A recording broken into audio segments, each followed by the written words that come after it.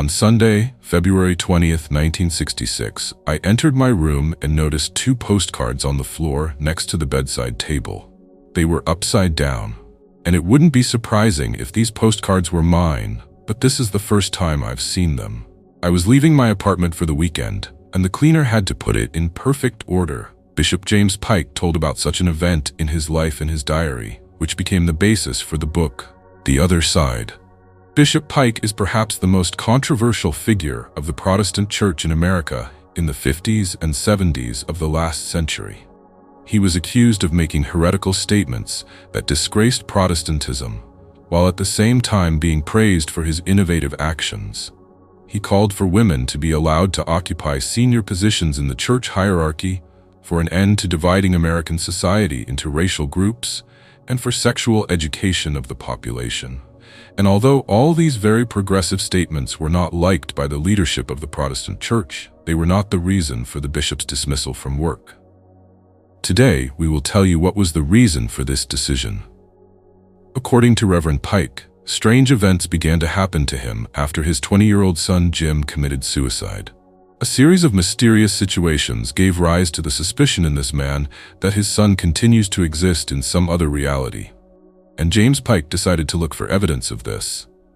In this way, the soul tries to attract attention to itself. When I found the postcards on the floor of my room, it seemed absolutely incredible to me, because the woman who cleaned my apartment always worked hard. She couldn't leave anything lying on the floor. James Pike continues his story. Shortly before this incident, on Friday, February 4th, 1966, Pike's eldest son, Jim, traveled to New York and passed away in a hotel room. After my son's death, my friends David and Maren accompanied me everywhere. They were with me on the day I discovered these 2 postcards. I called my friends into the room and we started discussing this strange event, Pike recalled. That evening, the friends were still unable to clarify the appearance of these postcards. The cleaning lady hadn't put them there, and no one else could have left them, because Pike's apartment was locked after cleaning. On the morning of February 22nd, something even more inexplicable happened. Pike and David were already having breakfast when Maren appeared in the kitchen. "What's wrong with your hair?" asked David in surprise. Then Pike also noticed that part of Maren's curls was burned. The woman went to the mirror and screamed in surprise. When the discussion began, Maren remembered that Pike's dead son had never liked her curls. He often talked about Maren needing a haircut. 2 days later, upon arriving at his apartment, James Pike discovered that 2 photographs of him and Jim were missing from the bookshelf located in the right half of the closet. Pike found them on the left side of the furniture where the clothes were kept. There was a terrible mess here, as if someone had deliberately turned over all the things. Thinking about what is happening in my apartment, I suddenly thought that all this could be the work of my son, dead and buried, but alive. I used to read about such phenomena in the newspapers a lot. The articles said that the spirit of a deceased person can create disorder in the house where he used to live. Such a guess suddenly struck Pike. Later, Pike began to notice other oddities in his apartment. For example, he found scattered open safety pins, books, photographs, and other things. One day, Pike noticed that Jim's alarm clock showed 8:19 a.m. He remembered well that this clock had not been running for a long time. They stopped at 12:15 p.m., and Pike never turned them on after the incident. And the rearranged arrows could indicate the time of his son's death. The bishop recalled that the coroner had set the approximate time of the incident from 8 a.m. to 9 p.m. Excerpt from Pike's book, The Other Side. After a series of strange situations, I decided to tell theologian John Higgins about them. He was famous among the clergy, not only for his ability to interpret various issues of theology in an evidence-based manner. Higgins was not afraid to admit what neither modern science nor the Bible could explain. He called such events simply miracles. Here's one of the similar stories I've heard from him.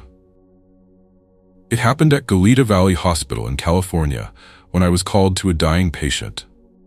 I knew the staff who worked here very well and was my own man, so I didn't wait for the escorts, but simply entered the emergency room and saw that the man I was rushing to had already died. There were only 3 orderlies in the room, waiting for the death certificate to take the deceased to the morgue. I noticed that his clothes were in disarray and decided to smooth them out. When I touched him, the man opened his eyes and said in an Irish accent, "Father, I've been waiting for you. I want to confess." I almost fell over. One orderly pulled out a chair for me, the other ran to get the paramedics, but I stood there in a daze and did nothing. The nurses reconnected the electrocardiograph to him, on the monitor of which it was possible to see the rhythm of the revived heart. The doctor came in to find out what was going on. He had a completed death certificate in his hands. The man who was officially declared dead lived for several more years after the incident. I personally witnessed it. This story could have caused him to lose his place, but Higgins repeatedly opposed church rules. It was to this person that I turned with my problem. After telling him about everything that was happening in my house, I asked him what these phenomena could mean. Higgins explained to me that for some reason, the soul of the deceased may show some hostility towards the living inhabitants of his apartment, or in this way, the soul tries to attract attention to itself. John Higgins suggested that my son wanted to give me a message. After much thought, I decided to turn to a medium. Then Mrs. Twig's voice changed, and she started speaking as if she were someone else.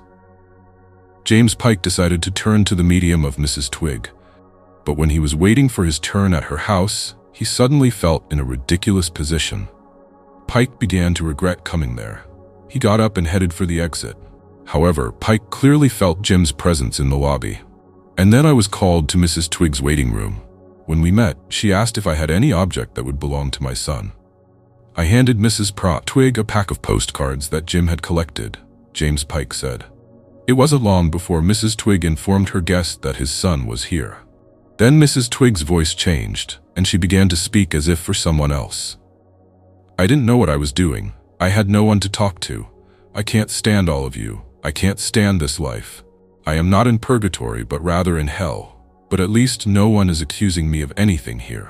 Now I have to live my life, and you have to live yours. I am very saddened by what happened. All this time, Pike felt the presence of his son. It was hard for him to believe that his son was really talking to him. At the end of the session, Jim asked Pike to find a notebook with his poems and type them out. Jim began composing shortly before his death. He wrote poetry in a notebook that he kept in the top drawer of his desk. Jim rarely showed me his poems, although I liked them. They were worthy of publication. I promised Jim to resolve this issue, James Pike said. As Pike listened to Mrs. Twig's answers, he began to notice that her voice was getting quieter. He had the feeling that the battery was running out of battery. At parting, Jim told his father that he would leave his job soon and promised that there would be no more clutter and moving of things in his apartment. Indeed, the mysterious phenomena in Pike's apartment stopped after this visit to the medium. James Pike began his research in order to find the answer to the question of whether contact with the dead is possible. Pike has written several articles on the subject and has been invited to appear on television. Along with him, the famous medium Arthur Ford participated in the program. His clairvoyant abilities have been confirmed by research from the American Society for Psychical Research. Although his gift for establishing contact with the inhabitants of the afterlife was obvious from his earliest childhood, the real fame came to him already in adulthood. And the illusionist Harry Houdini, who was no longer alive at that time, helped him in this. During his lifetime, Houdini called himself an honest deceiver and considered it his duty to fight dishonest seers and other representatives of the supernatural services industry. Harry Houdini was convinced that all these people were scammers and profiting from someone else's grief. To prove this, the illusionist, before leaving for another world, agreed with his wife that he would try to convey a message to her from there. Only Houdini and his wife knew about the contents of this message. The illusionist asked her to give $10,000 to someone who could accept his message. That's the man Arthur Ford became. The medium accepted the message in full and reproduced it verbatim. After this incident, which was reported in the newspapers, people began contacting Arthur Ford to help him establish an information connection with this or that deceased person. As I developed my ability, I realized that I could use my body as a telephone connection to another world. Whenever I had to help someone, I wasn't completely sure that contact would take place because the inhabitants of that world are like us. If they want to, they will come. If they don't want to, they won't come, said Arthur Ford. Ford helped a man find securities hidden in an unknown cache through an information link with his deceased father. He was able to pinpoint the exact location and cause of her sister's death to the young woman. It turned out that in the last minutes of her life, the girl was stung by a wasp, and she could not control the car, flying into a ditch. Arthur Ford describes these and other cases in his books. In them, the researcher also provides answers to some questions that many people are interested in. One of these questions sounds like this: what prevents us from accepting the existence of another world? This was a question Ford often asked its inhabitants. Judging by the answers, we are prevented from accepting this by our beliefs that we can perceive reality only with the help of the five senses. According to Ford, there are many more. For example, with the help of more subtle senses, we get the first impression of a person even before he starts talking to us. Another question is, do we need to see that world while we are here? According to the 19th century English poet and philosopher Friedrich Myers, with whom Arthur Ford made contact, a person comes to Earth in order to find his individuality here, to accumulate wisdom through physical, mental, and spiritual development. Myers said that something similar happens to a person in another world, in which consciousness continues to develop. In the disembodied world, a person begins to feel more subtly. Here we cannot see with our physical eyes. Therefore, we perceive your material world with difficulty. We cannot see your material bodies, but only those that will continue to live after the end of your earthly life. We perceive personality through those qualities that you call spiritual, Myers informed Arthur Ford. Communicating with the inhabitants of another world, Arthur Ford came to the conclusion that the tragedy of death does not exist. According to him, death is much easier than birth, since after entering life, a person needs to go through a difficult path of gaining his individuality. I have met many people who were heartbroken by the loss of a loved one or the meaninglessness of their lives. This is because people grow up on the ideas of materialism, forgetting about their immortality. A man cannot die, and when he regains this knowledge, he regains the taste of life, said Arthur Ford. However, let's return to what happened in the television studio on September 2nd, 1967. Ford had to try to make contact with the inhabitants of another world right under the sights of television cameras. Here's what Pike remembers about this session. During the recording, the presenter asked me what influenced my belief in the existence of the afterlife. I confessed that for a long time I had perceived it only as one of the Christian dogmas. You can only blindly believe in it, but you don't know for sure. After my speech, Arthur Ford tried to make contact with the inhabitants of another world. Among other people who responded to the call of the medium, he mentioned the presence of a certain young man and an elderly man whose name goes back to the biblical prophet. According to Ford's description, I recognized them as my son Jim and his grandfather Elias. Pike did not make any loud statements during this broadcast. He spoke carefully. The unexplained phenomena that I have encountered indicate the existence of eternal life. However, after this broadcast, several newspaper articles were published with loud headlines. Pike hears his dead son's voice. Pike claims to communicate with his dead son. No, Bishop Pike, you were not talking to your son. All this caused a wave of criticism of Pike. He received hundreds of letters every day. Many of them were hostile. They said that Pike had fallen into the hands of dark forces. Pike was soon suspended from his official duties, as Jim had predicted during his first session with Mrs. Twig. After losing my job, I was able to devote more time to my research, participating in sessions with mediums, consulting with doctors and scientists. There is a theory that explains everything that happens during contact with the other world from a materialistic point of view. Unexplained phenomena could be caused by the energy of a person who hopes to receive an answer from the afterlife.